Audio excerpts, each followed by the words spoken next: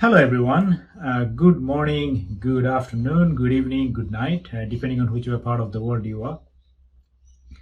I am here in Sydney, Australia, and I hope you guys are doing great.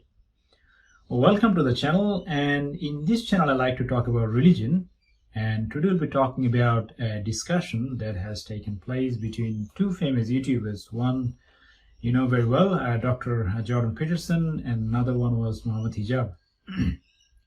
Now, the discussion was regarding the possibility of peace in Islam, right? And this was a very interesting discussion, right? I found it really interesting, and I went through the whole discussion, and at the very end, something really interesting came up, and that is what I would like to talk about. Now, before the actual issue that we'll be discussing, I wanna point out some of the other stuff that Peterson was talking about. Now, I believe the discussion between Jordan Peterson and Muhamamd Hijab was primarily because Jordan Peterson made a comment a couple of years back that Muhammad was a warlord. And he also mentioned something about like the destruction of the Persians, right? The destruction of the Persian Empire by the Muslim invaders, and that is why probably the subject was chosen, that whether it is possible to have peace with Islam. So it is a very interesting subject, like if you just look at the name, right? Islam is the only religion that says that, oh, Islam is the religion of peace. No other religion says that. But if you look around the world, right, not just now, history, all of Islam's history is all about wars, is all about ruthless killing, rape, slaughter, and murder. That is what Islam is. Like, what is Islam? Right? Slaughter of the man, gang rape their women and children, and sell them as prostitutes, sell them as slaves. That is what Islam is. If I have to boil it down, right? If I have to boil it down, the entire history of Islam into one sentence, what is it? Slaughter of the man, gang rape their women and children, and sell them as prostitutes. That is what Islam is. Now, the treatment of other human beings, that is the main focus that Jordan Peterson tried to bring up at the very end, right? Humility and love. That how can you have, right, like the love being the highest of the virtues, that how can you have humility if you don't have love, right? Listening to another perspective, right? That is what Peterson was trying to make his case, that the problem that, again, like this is not what Peterson spelled it out, right? He didn't make his statement, but my understanding, I'm just telling you my understanding, that what is the problem of Islam? The problem of Islam is this particular area, humility and love, that Islam claims to be the perfect religion. It claims supremacy, it claims it wants to dominate all other cultures, right?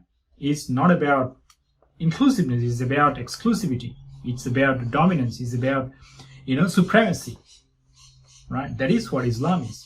And that is the problem of Islam as an ideology, that it cannot really mingle with another cultures because it wants to dominate, it wants to claim its supremacy over everything else.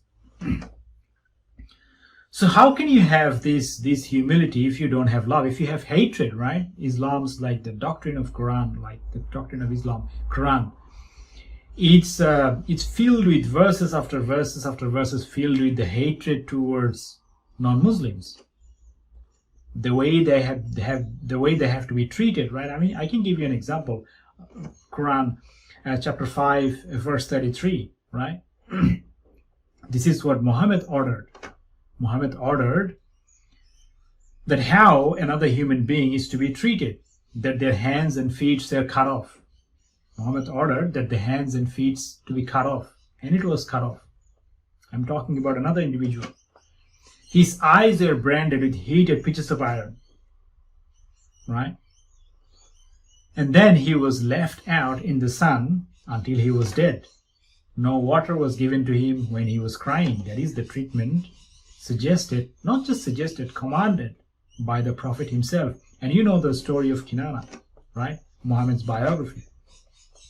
How a Jewish rabbi was killed. Kinana was killed, right? I mean, he was tortured to death. I believe it was like the flames, the steel flames were burned on his chest, right? He was, like tortured to death to give information regarding a treasure. This is how Kinana was killed. He was, first of all, he was brutally tortured, and then flames of steel was burned on his chest, and then he was beheaded. That is how he was killed. He raped his slave girls, right?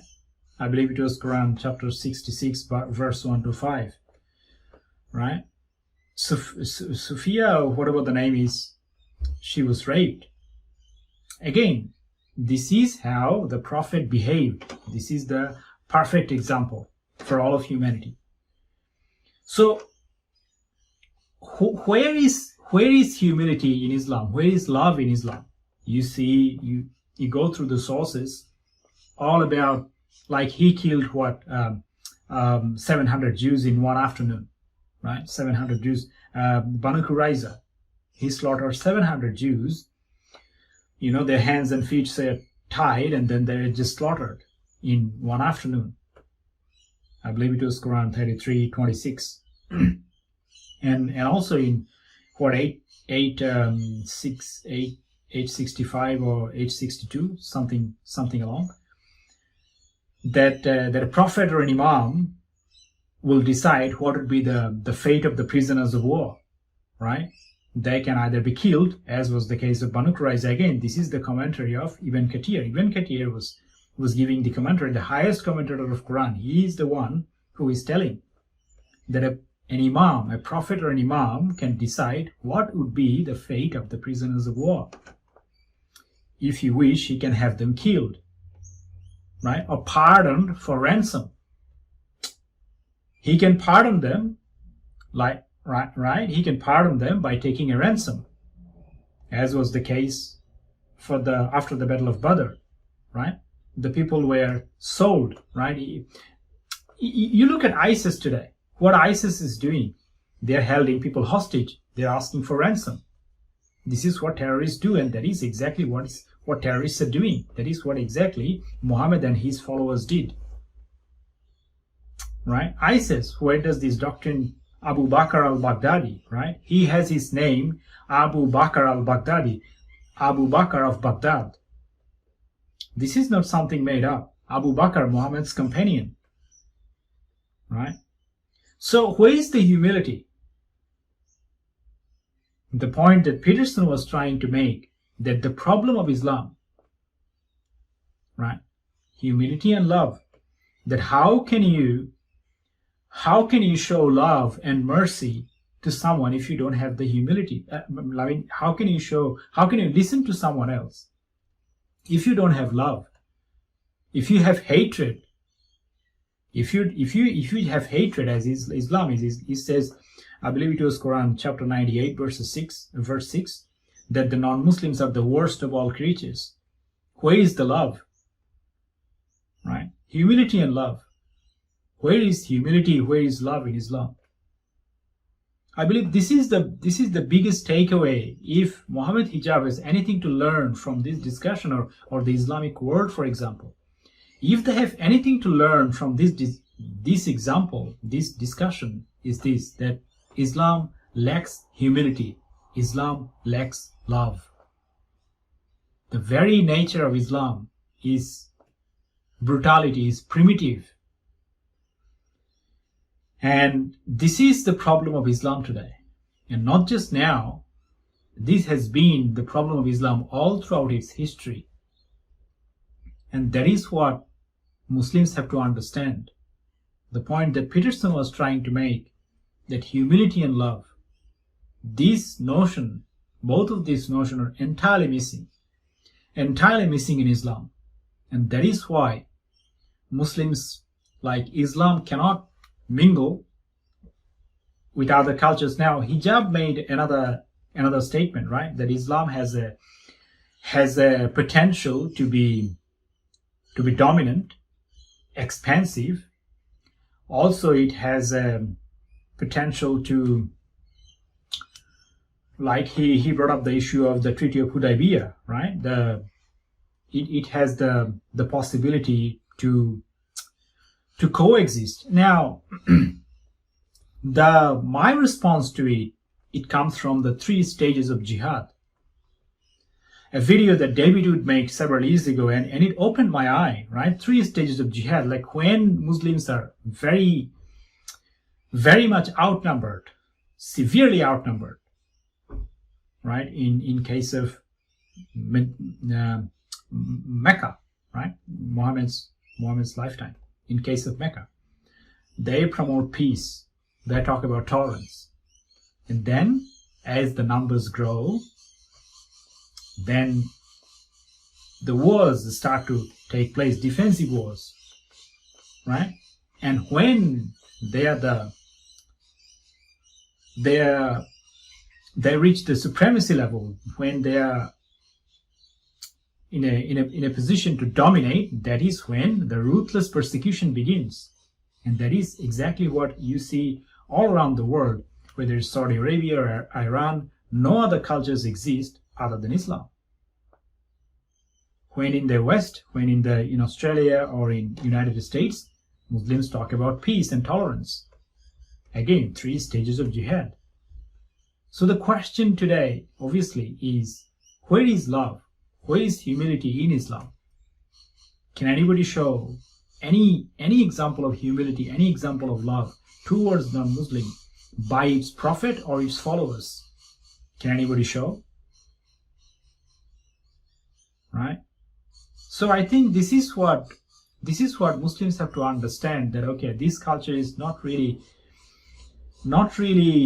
able to maintain peace because of its